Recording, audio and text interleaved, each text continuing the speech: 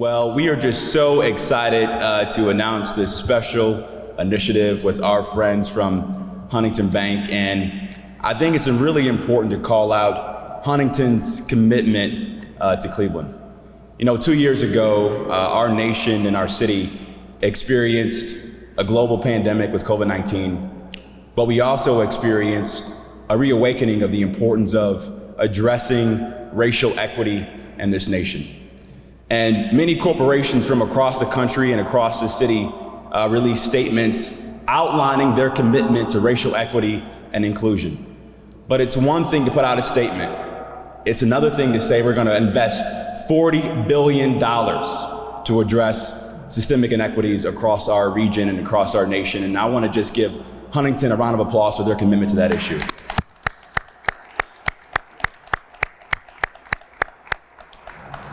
The other thing we also recognize over the last several years as we claw our way out of this pandemic is the importance of small businesses. We know that small businesses represent 50% of all jobs created across the country in our various economic sectors, but particularly in minority neighborhoods, what we saw during COVID-19 was that half of minority-owned businesses were decimated during this pandemic, compared to 17% of their white counterparts. And in Cleveland, particularly in the southeast side, we know that remains a significant challenge. And so today, we are announcing a collaboration with Huntington Bank, in collaboration with City Council as well, to make sure we can have an entrepreneur in residence to support City Hall and our efforts to truly put people and neighborhoods first, with a direct commitment to invest in the southeast side of Cleveland, Ohio. We can clap for that, by the way. Throughout the campaign, I talked about the importance of putting people and neighborhoods first. And although I'm a native son of the southeast side, I think we all recognize that this part of the city has not gotten its fair share of resources for far too long. And I've made a commitment that over the next 10 years, we want to pledge raising at least $5 billion of public and private sector capital to bring back those neighborhoods. And this partnership with Huntington, as well as with City Council, is a good first step in delivering on that campaign commitment to truly bring back those neighborhoods. As well, with this partnership, there also will be 12 other entrepreneurs and residents serving other key stakeholders all across our county to make sure we can truly have the best economic comeback as we fight our way out of this pandemic. So again, thank you, Huntington, for your investment and commitment to Cleveland and Northeast Ohio, and I'm looking forward to the work ahead. Thanks so much. Now I'm going to bring to the stage Regional President of Huntington Bank, my dear friend, Sean Richardson. Sean.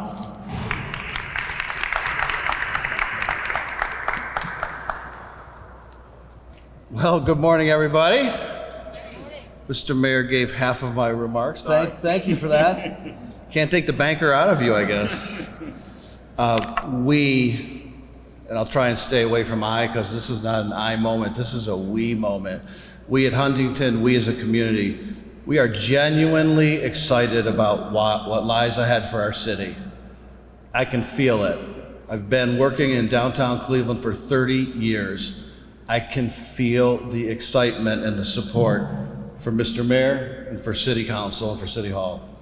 So I am very pleased to stand representing Huntington to announce our new Entrepreneurs in Residence program powered by Huntington. That is a mouthful, but that's what we're going with. That's a mouthful. So you heard a little bit about our $40 billion commitment to the community. Let me just underscore where we expect to put that money to make a difference. Social, racial, environmental, and economic inequities. This won't be successful unless we get high metric movement in each of those key measurements. And this program is about metrics. Carrie Carpenter knows that. I hope you know that we will want to measure outcomes, and I am so confident in the success. Let's talk about increased capital. That's a lot of what this program is about. We have stood up and dedicated a special set of products to increase capital for the community, especially those that may have been challenged in getting capital in the past. So the program, the Entrepreneurs in Residence program, powered by Huntington, partners with 11 nonprofits. We had the good sense to say, who can do this as well as anybody? We knew it wouldn't be us. So we invited, frankly, many nonprofits to the table. We are working in Cuyahoga, Lorain, and Ashtabula County to help small businesses start or grow in order to have a positive economic impact on the greater Cleveland region and its neighborhoods. These small businesses are vital to employment, as you heard from Mr. Mayor. I want to underscore that we developed this program by listening to our partners. I think that's key. I've been at this a while. We can come up with great ideas in the bank, but when we go out and talk to our community partners, we really, and if we listen and we implement, we can really make a difference. So this was and is about listening to the community. Our program, so each of the not-for-profits has designated a program lead within their organization to serve as the entrepreneur in residence. So we essentially have stood up, we hope, 11 new dedicated resources throughout the community to help the initiative. Each will provide coaching and skills-based training to help small business owners expand their ability to succeed. Well, I'm really excited that one of our key partners is right here, the City of Cleveland. And together with Cleveland Neighborhood Progress, there will be an entrepreneur in residence here in City Hall. That feels really good to us. Thank you, Mr. Mayor, for wanting to do that and to agreeing to do that. The 11 partners that I mentioned will provide programming that have a wide range. Minority real estate development for contractors, manufacturing, immigrant entrepreneurs, students and youth, and our older residents as well. The programs, as I mentioned, will provide not just access to capital, but coaching, financial management, digital technology skills, business planning, business growth, marketing, sales, revenue strategies, and more. Especially talent development. That was a big list. When we listened to the partners in the room in a kickoff 2 weeks ago, they said, wouldn't it be great if you could help these small businesses with gaining labor resources? So we pivot on a dime, and we will do that. So I'd like to recognize the 11 not-for-profits that will provide these services to the small businesses, most of which are here today. And they are Cleveland Neighborhood Progress, the Urban League of Cleveland and its UBiz Venture Capital, the Greater Cleveland Partnership and Cozy, Global Cleveland, Magnet, Assembly for the Arts, ECDI and the Women's Business Center, the President's Council, the New Entrepreneurs Opportunity Fund, Tri-C, and Lorain Community College. Thank you. Thank you for all of us at Huntington.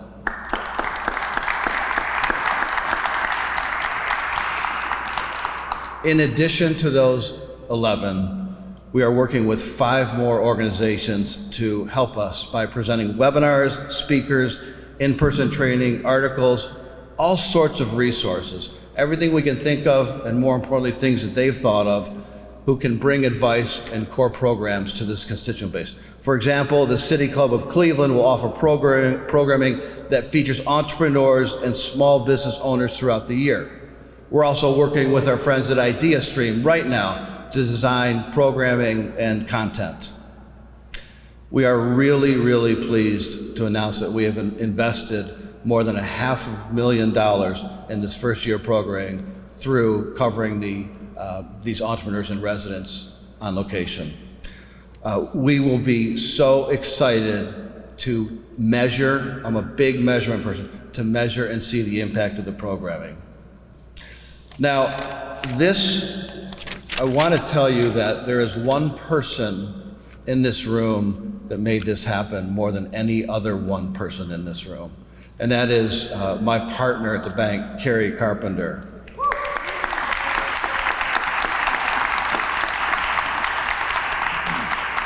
At the core of Carrie, in her DNA, is the want to address any and all needs that she sees.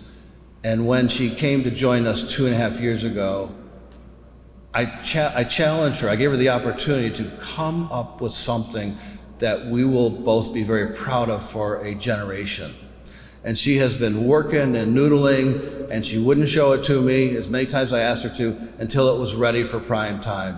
And so this was birthed by our Carrie Carpenter, and I offer you my sincere thanks, Carrie. So that's enough from me. I'd like to invite our partner, Tanya Manise from Cleveland Neighborhood Progress. Tanya.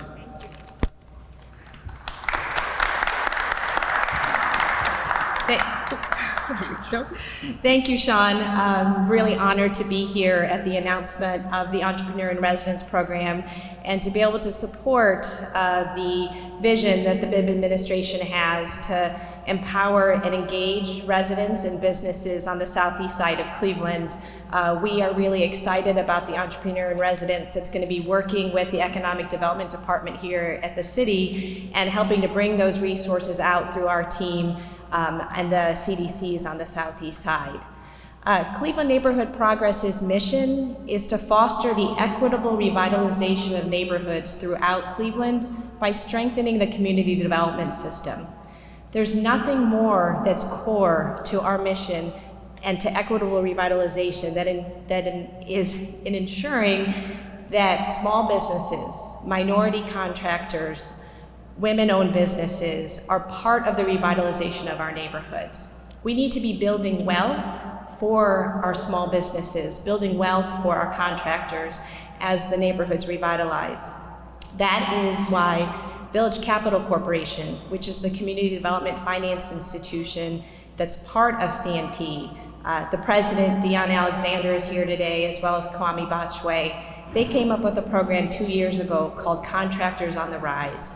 And it was really to address the fact that contractors in our community weren't able to scale their businesses. This was generally because they didn't have the human capital, they didn't have the connections, right? The social capital that so many of us take for granted, the mentoring, the support, the financial knowledge, the legal knowledge to thrive.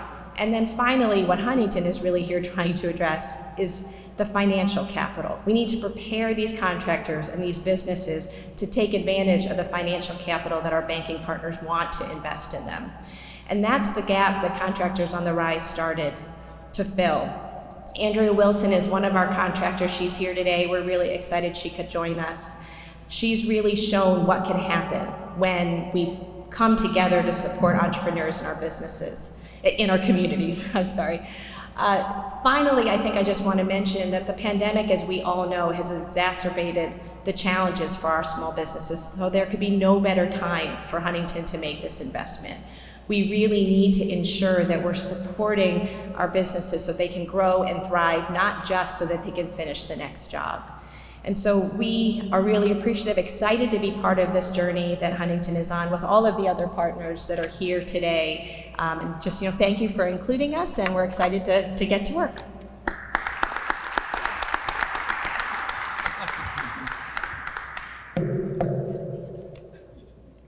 Good morning. Good morning. All right, I'm like a preacher. You have to talk back to me. Thank you for having us, Mr. Mayor. We thank you for your leadership and energy you brought to this city since your election. And thank you, Sean, Huntington Bank, Carrie. We're very grateful. I call this a journey and an investment into people. On behalf of the Urban League and our new organization, UBIZ Venture Capital, and our board members, I bring you greetings. I've learned whenever I'm asked to talk about the Urban League, to actually tell people what Urban League does. A few years ago, we were at the National Urban League Convention in Indianapolis when Joe Biden and the rest of the candidates were competing for the Democratic candidate. And I was in a restaurant at the hotel with a young lady, an African American in her 20s, and I just struck up a conversation. I said, do you know anything about Urban League? She said, isn't that a clothing company? So I've learned not to take it for granted that people know what Urban League does. But if you don't know, the history of Urban League goes back 100 years. The history of Urban League is about Black economic empowerment since the Great Migration. There's hardly any family in Cleveland that migrated from the South that did not have a family member, a grandmother, a parent, that got their first job through the Urban League. So Urban League is a place where people go to receive job training, some kind of recruiting support, housing in different urban cities in America. Now, why are we here today? We're here because in Cleveland, around 2000, around the time I was living banking, and I ran into the former CEO of the Urban League, Myron Robinson, and he said, we're training a lot of people and they can't find jobs. And he said, shouldn't we be teaching people on how to create their own jobs? And that is really the mindset behind entrepreneurship. People that decided to create jobs for themselves and others. So in 2004, we pivoted to started supporting entrepreneurship. So last year we saw over 3,000 entrepreneurs at the Urban League. And we had about $8 million in economic impact. That's capital, contracts, bonding opportunities, and so on and so forth. We host the SBA Small Business Development Center for the Cuyahoga County, and also the State of Ohio Minority Business Assistance Center, where people will receive their certifications, MBE certification, and so on. Why we've been so pleased with the results we've had in the past 17 years, access to capital continues to be a challenge with Black businesses.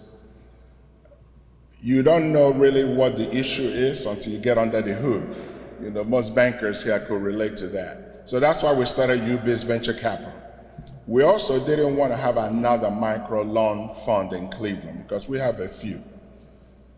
We did, COVID happened, and we did another pivot to say, what would we do to make sure whenever there's a great recession or some economic shock, it doesn't take Black businesses 3 times longer to come out of it.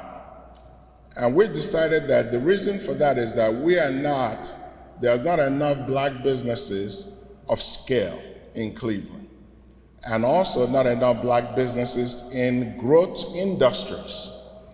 So when Huntington came with this idea of entrepreneur residence idea, and they asked us on a call, come up with solutions since you are closer to the ground. Wow, that is so refreshing. Most funders will want you to fit a particular pigeonhole. For those that have European background, pigeonhole is your glove compartment, okay? So they create this hole and want you to fit in it. But Huntington did something that really impressed us. We come up with a solution. And through our research during COVID, during 2000, we decided that there is not enough young entrepreneurs in the Black community in the innovation space, advanced manufacturing, renewable energy, IT. So this idea came from that research, and we said we're going to partner with all these great assets. We have great academia in Cleveland. We need to take Case Western Reserve, Cleveland State, Tri-C to the community, and we're going to align capital with these businesses, because we work with a lot of people with great ideas, but nobody is ready to give them that initial seed capital. So thanks to Huntington for helping us to have someone who's going to champion this initiative, and we have the capital now to align young people with great ideas that could become the next large company in America and create quality job in the Black community. Thank you so much for inviting us. Let's give Huntington and all of our partners another round of applause if we can.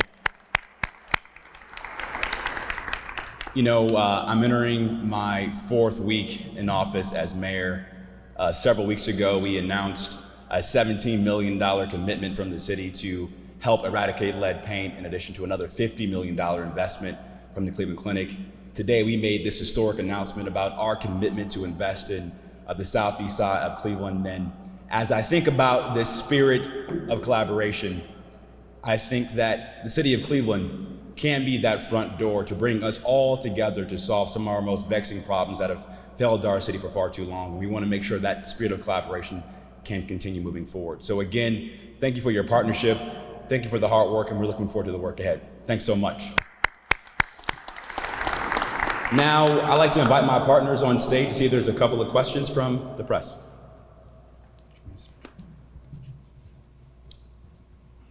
Got to find my mask, by the way. Yes. When are we going to start seeing this go into place? When are we going to see these programs happening? When are we going to see those actions? What's that timeline look like for this? Yeah, I'm so glad you asked that question about timing. We have approved the grants, and we have the money in the hands of these various not-for-profits, and they have begun the effort of staffing these roles. So our expectation is that is that by the end of the first quarter of this year, that we are up and running, and that we see some really early deliverables and some early wins, this year, as soon as we can. Follow-up question. You mentioned staffing. I mean, a lot of small businesses, what's hurting them is staffing. They can't get people to work. How are you guys going to make sure, hey, we're going to help these small businesses, and staffing isn't going to be one of the burdens they have to face? So I think one of the challenges you're seeing right now in the labor market is COVID has changed how we think about work. And one of the things we want to do, particularly in our Main Street businesses in the southeast side, in those critical corridors, is really understand what are the pain points that business owners have in terms of recruiting and attracting talent. But then secondly, how do we scale them up so they have the capital to invest and the capital to bring more labor into their respective businesses. But thirdly, we need to do a better job of listening to residents and listening to customers to ensure we're creating businesses that truly support those neighborhoods. And it's our job at City Hall to make sure from a governmental perspective, we are creating the right conditions for those small businesses to thrive. Because without those successful Main Street businesses in those commercial corridors, we don't have true neighborhood stability long term in our city. Tanya, you want to talk a little bit about that, or? Yeah, sure. So I think that's why we're really excited about this partnership with the city for the Entrepreneur in Residence. It's going to be working with Michael Elliott on our team and the visioning process for the southeast side, because what we found is, again, you know best about what residents but businesses need from a staffing perspective when you're actually out there talking with them. And what we really find often is that we have a skills gap, and I think we all know that, right? We have a lot of businesses who are ready to hire, and we have residents who are looking for work, and the skills don't match. And that is a longer term process, but something that the Urban League works on, and that we know we need to work on together. But the biggest thing, I think, really is understanding that the commercial corridors on the southeast side of our city have been disinvested in. Many of the storefronts, many of the businesses need investment, and then they also need the other two things I talked about, which were human capital and social capital, to help build up their capacity to hire and retain employees. Any other questions? Yeah. There are a number of new or existing programs for minority businesses around the city through, the Urban League, other GCP organizations. How is this program going to work with them, or is it going to work with them to partner with some of this other capital that we see going around minority businesses? Or is it a standalone? Well, I can speak to our thoughts from the city standpoint. Because of the scale and the weight of the problem that we see in the southeast side, we thought it was important when Huntington reached out to us to really ask for direct support to really understand what are the structural barriers we see from a governmental perspective to help us unlock that economic opportunity in the southeast side. But we want to approach this with a spirit of collaboration. We know that the Urban League does amazing work in our city. We know that the President's Council does amazing work. We know that GCP does great work as well. And so what we want to figure out is, where are those points of collaboration, and how do we do a better job of connecting the dots so we can make sure that investment is realized long-term in that part of the city?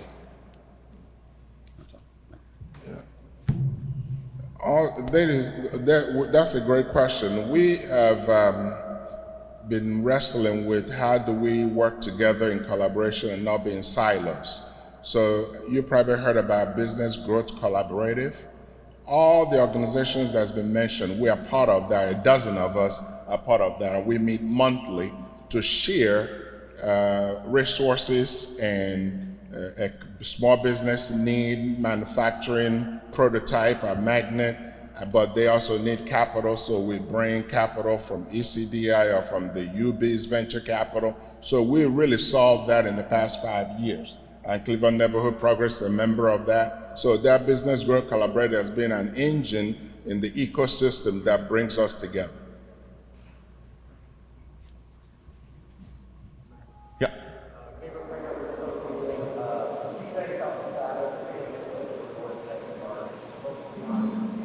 Yeah, so we are targeting the areas of Mount Pleasant, Union Miles, and Lee Harvard for this particular initiative.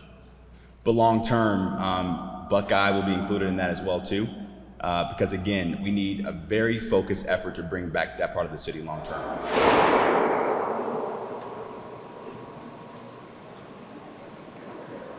Last question. The city is very diverse, and when you're talking about these disadvantaged communities, you have Latinos, you have Afghan refugees, you have so many different diverse communities. Are you going to be working with community leaders to ensure that you're getting to each of them and helping them in the best ways that they can? Absolutely. It's critical that every neighborhood can thrive in our city. However, we know that there's parts of our city that need targeted direct investment. And we believe this program can support some of those most disadvantaged parts of our community, but long term, we won't be a successful city until we have a good economic energy in all parts of our community long term. How can those small businesses reach out or find out more information if they're a part of these communities and they want those resources? Sean, you want to talk about the outreach effort for the initiative? Okay. Yep. I was just gonna. Thank you so much for asking that question. Fundamentally, Cleveland is really blessed with a community development corporation system.